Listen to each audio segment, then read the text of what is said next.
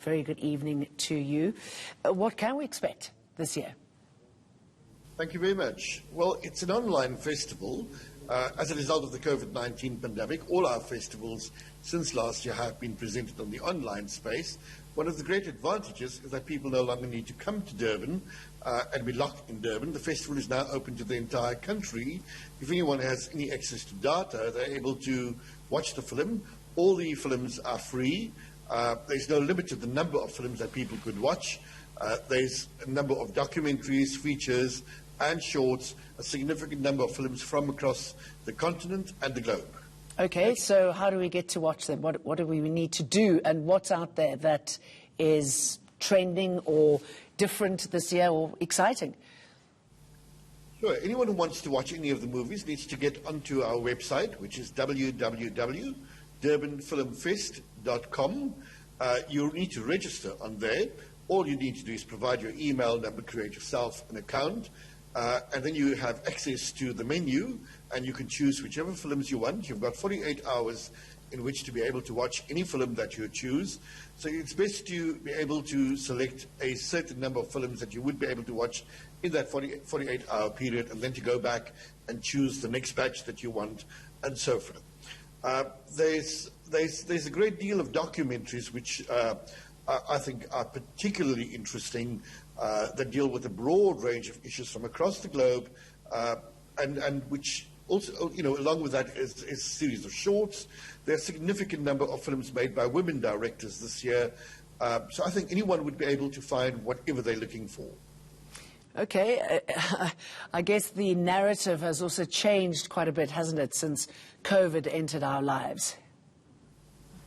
Absolutely. I think, you know, whilst COVID has impacted severely on all our lives, I think the great thing is that creatives, despite COVID, have continued to make movies, albeit in different forms, albeit, you know, not as big funded movies as the past, but they have never stopped making films that could continue to inspire us. What sort of reputation does this festival have across the world? Is it taken seriously? I should imagine it is. In South Africa, it is the oldest film festival. It is the largest film festival on the African continent, and it is considered as a significant festival in the international calendar. You know, it is one of 5 other festivals presented by the Centre for Creative Arts. Our other festivals are the Time of the Writer Festival, which is a literary-focused festival. We do the Poetry Africa Festival, the Jumba Dance Festival, and this year we introduced the Arts Fluence Human Rights Festival. So our centre is quite well known for festivals. We were also the first South African festival to go into the online space last year in March. As soon as President Ramaphosa had announced the lockdown, 2 days later we migrated onto the online space. So I think we've kind of figured out how to present festivals in the online space, make them meaningful, make them exciting, inspiring, and make our audiences want to come back over and over. It's been running for 42 years. I guess you've seen many changes in that time. Absolutely. You know, from a festival that started up in a small way, it's grown considerably big. You know, it's been through the phases of pre-1994, post-1994. It's been through the phases of a cultural boycott against South Africa, where filmmakers were not providing screening rights for films in South Africa. So it's been through that entire period. But what we've also seen is that, you know, the vision brought on by a curator, you know, each time a new curator is appointed, the festival vocabulary changes in some way as well.